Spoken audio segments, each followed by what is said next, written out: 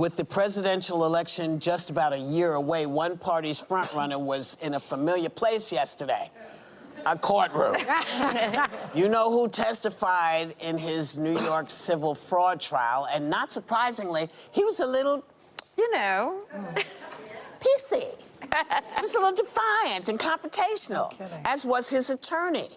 Take a look. The numbers don't lie when President Trump runs for office in 2024.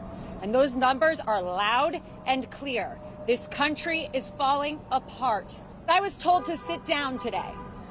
I was yelled at, and I've had a judge who is unhinged slamming a table. Let me be very clear. I don't tolerate that in my life. I'm not going to tolerate it here. Shut up. A few moments later. See, this is what I'm afraid about, because this whole week when I was gone, those polls came out, which I know you hate, about how he is really neck and neck, pretty much, with Biden in some swing states. And I thought, this is a guy, if he wins, it's all about revenge. Yes. He just wants to get, you know, Nixon had an enemies list. And a lot of people felt it was an honor to be on it. And but he was out to get these people who are political enemies. This guy will deploy the military against demonstrators. People need to understand what this means in this country if he wins again. The MAGA people who are all in for him, they seem to feel like he's a victim of the system, and that he's a pathetic case, and he's fighting the system. Well, and it's a witch hunt, and they're misinformed, they're low information voters. But if they really thought it was a witch hunt, he'd be winning. All right, guys, so it's been pretty enjoyable over the last few days to watch the mainstream liberal media go into full-blown panic mode over former President Donald J. Trump. And they're always panicking over Trump for whatever reason, okay? He is the big, bad, orange boogeyman. But in particular, they actually do have real reasons to be afraid, right? Because the political witch hunt against Trump is backfiring, okay? When it comes to his criminal cases, the criminal indictments against him for simply exercising his free speech and his rights to question the outcome of an election, they're going after him, okay? They're trying to take him down in ways that they would not do to anybody else. For example, if you just look at the classified documents case, they're going after Trump in ways that they would never go after Biden or Hillary, right, who committed similar alleged crimes. But again, people can clearly see that this is politically motivated, that there's no real merit to this type of stuff, right? That they're trying to lock up and jail their political opponents. And this is why Trump's polls are skyrocketing, okay? It's actually the main reason why Trump's polls are skyrocketing, on top of the fact that this country is just in an absolute state of disaster under Biden, and everybody understands how great the country was under Trump, at least pre-COVID. But what I want people to understand is that the political persecution of former President Trump is not just trying to lock him up and throw him in jail. It's not just trying to sway the outcome of the 2024 election to make it so he's ineligible to be president, okay? It's not just trying to overthrow our republic. They're also trying to financially break the former president of the United States, and that is what this civil fraud case in New York City is all about. As Letitia James, the unhinged, racist attorney general, who literally ran a whole campaign to get elected off of going after one man. He's called me venomous. We will fight back to your attempt to bring Trumpism to New York City. He's called me disgraceful. Of the fact that they stole the Supreme Court seat. An illegitimate president and an illegitimate member of the United States Supreme Court. He's called me radical. Listen, we know he's crazy. We know he doesn't have a sound mind. We know he's out of control. We know he's losing it. We know his days are numbered, and we will come together. He's called me a racist. We've got to stand up to an administration which is too male, too pale, and too stale.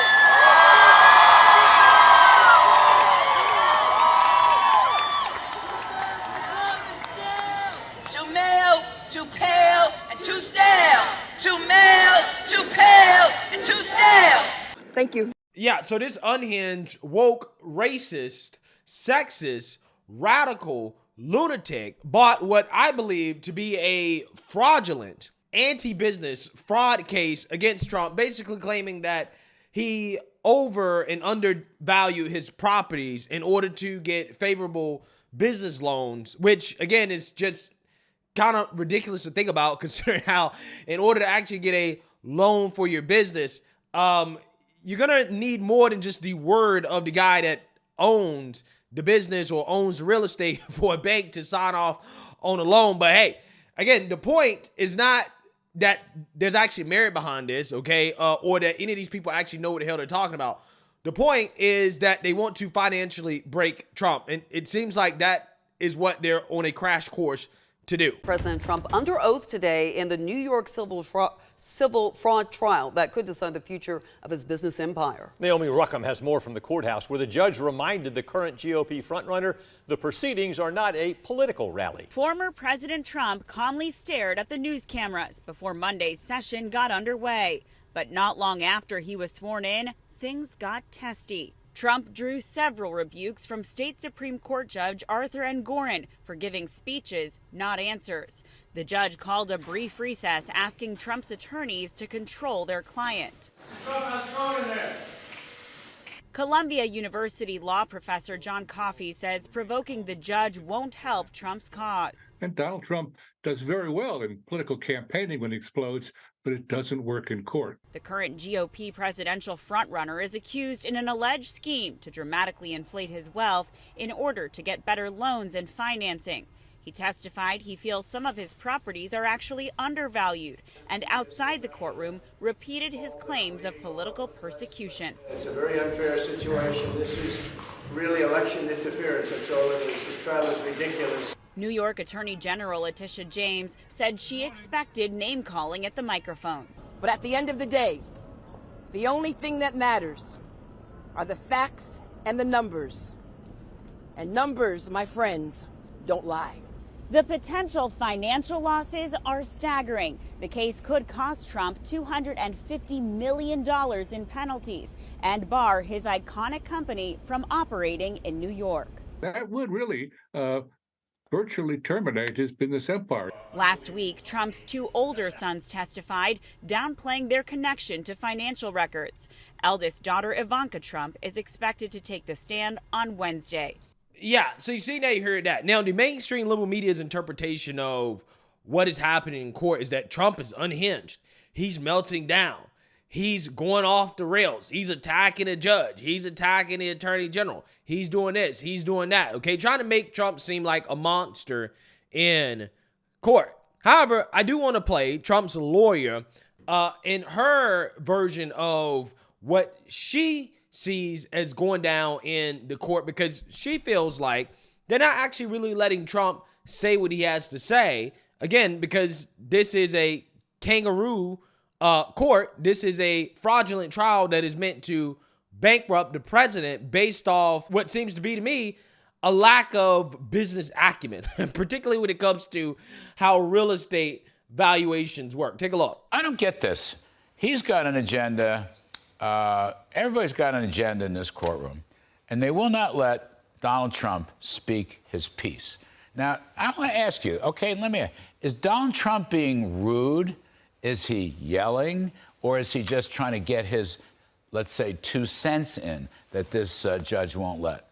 Honestly, none of the above. What would happen was they would show him 2 paragraphs on the screen. They would say, okay, here's 2 paragraphs on the screen. Mr. President, did you certify to this? And he would say, well, the 2 paragraphs discuss insurance, they discuss value, and they discuss how I can rent certain property, 40 Wall Street, for instance.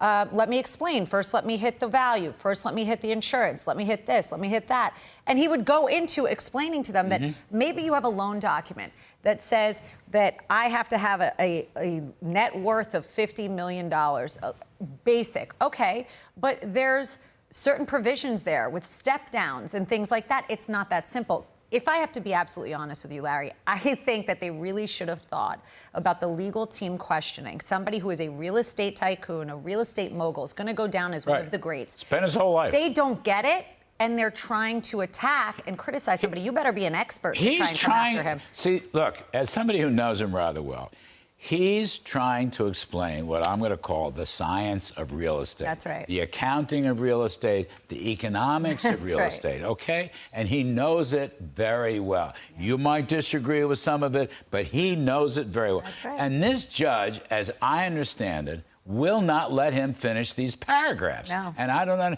And the other thing, can I just, I think this showed up. You were on, your presser was during Sandra and Smith and John Roberts. Has a president ever testified like this in court? No. Never. It's a disgrace. So they won't give him the grace to do that. It's really, they're cutting him off, and I objected, and there was a fiery exchange with the judge. Yeah. Frankly, I can't even say it was with the judge and I. I'm very polite. I'm very professional when I'm in the courtroom.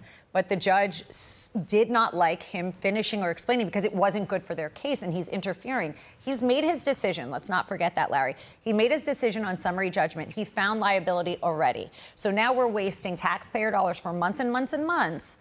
$450,000 for an expert the AG paid. Taxpayer dollars, those New York taxpayer dollars. We're wasting all this time, and he won't even let the president, who's the person they're trying to get to, explain why he's certified to certain values. Why? Because the minute he starts to explain it, it ruins their case. He was worth more than his statement of financial condition. And Miss James, her politics, are not allowing her now to backtrack. She needs a PR team, I'm telling you. Well, she looks like a damn fool. Yeah. But putting that aside, I mean, it's the same story with the Mar-a-Lago property in Palm Beach.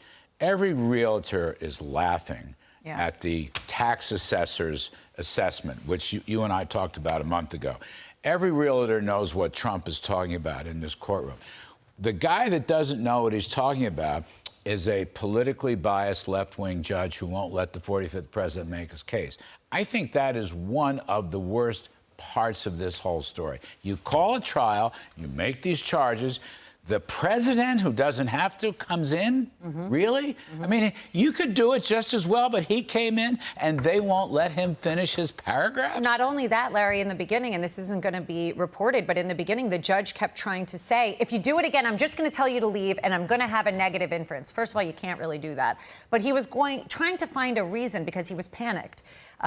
This is an elected official. The judge is an elected official. Letitia James is an elected official. We can't have elected officials who need to be bipartisan, who need to be on the side of their Democratic thinking, their left-wing, radical left thinking. We can't have people like that on the bench, and then we sit here and can't put our case up. It doesn't make sense.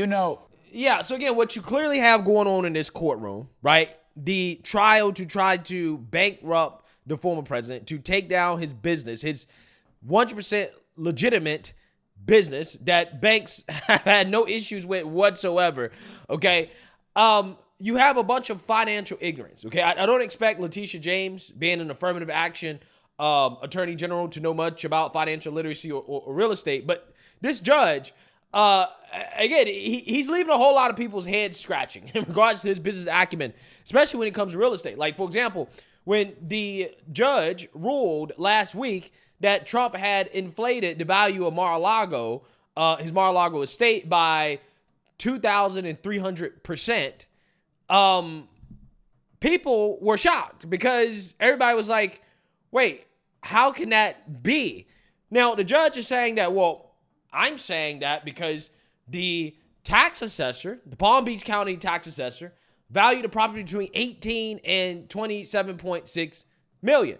But again, anybody who knows anything about real estate and property valuations knows that tax assessors typically undervalue, okay, a property more than what the market would value it, right? There's a difference between the tax value and the market value, the value that somebody is willing to pay for the property, right? So it very well could be the case that maybe a tax assessor says that Mar-a-Lago is worth $30 million, but in reality, somebody's willing to pay $1 billion for it, right? I mean, just based off the revenues that Mar-a-Lago generates, which I believe is about $25 million a year, just based off that alone, you know that the value is worth probably at least $100 million, right? And that is like bare minimum, okay? The judge noted that Trump valued Mar-a-Lago between $426.5 million and $612 million. He said that was an overvaluation of, again, 2,300%, which he used as evidence that Trump is committing business fraud when, for certain, right? I mean, just, again, based off the revenues of the business on the market, I'm pretty sure that Mar-a-Lago probably would go for $400 to $600 million pretty reasonably, right? I mean, again, real estate experts, businessmen are laughing, right? They're laughing and they're saying, what the hell is going on here, right?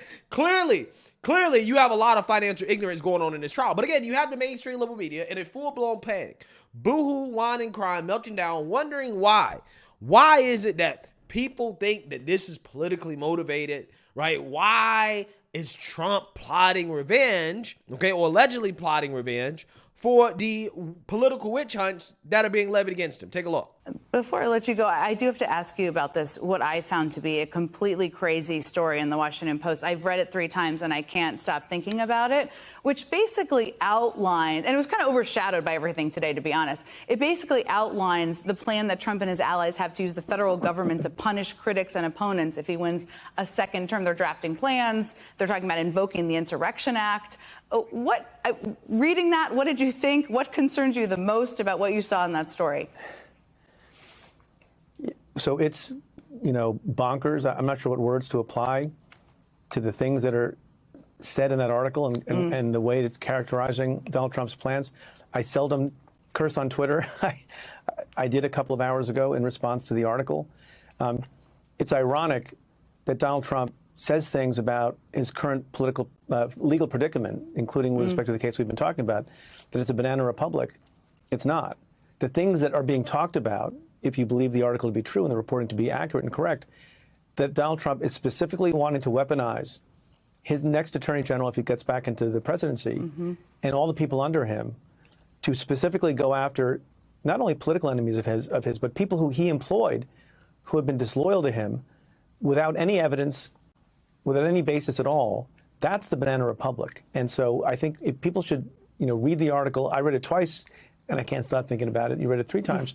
People should read it at least once and understand that the consequences for the rule of law and for democracy and for justice in America, and one standard of justice in America, if Trump becomes the president again, will be a thing of the past. Yeah, so what I find to be so fascinating about the mainstream liberal media and the panic over Trump getting revenge, which at this point, I wouldn't necessarily call it revenge, I would call it justice, is that clearly you see that these are political witch hunts, right? I mean, they're trying to throw the man in jail. They're trying to keep him from becoming president of the United States, right, by removing him from the ballot. They're trying to destroy his business. They're trying to destroy his family. And you think that he's supposed to just turn the other cheek and say, all right, it's okay. You try to destroy me, right? Based off what, again, clearly, obviously, it's political witch hunts. I mean, this fraud trial is a political witch hunt if I've ever seen one before. I mean, this clearly is one, right? Why would he not try to seek justice? Because that's what it would be at this point. It is justice.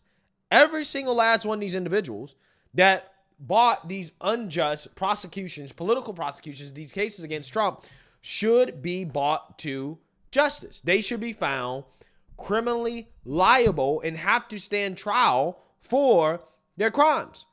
Because this is a crime, right? In this country, what you're saying is the courts be weaponized by the government, right? By all these individuals who are acting as an organized gang to go after one man to keep him from becoming president of the United States.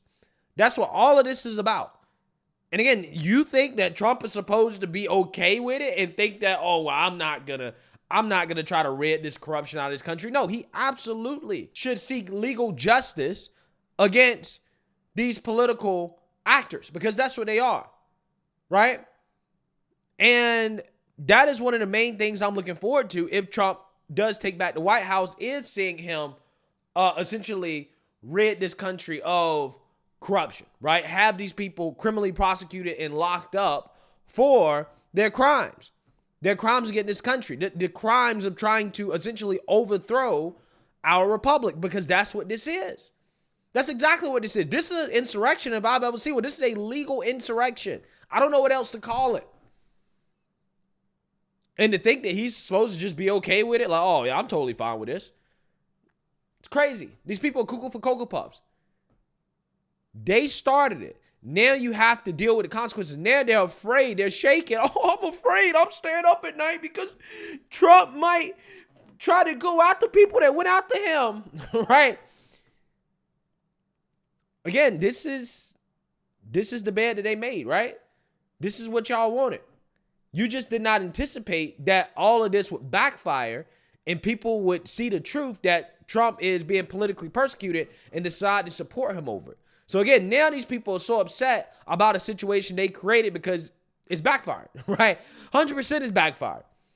And the more they throw at the man, the more likely he is to become president. And if he becomes president, yeah, I would be afraid. I would be very, very, very afraid. So let me know what you guys think. Make sure you like, comment, and subscribe. Most importantly, share a Black conservative perspective. Peace.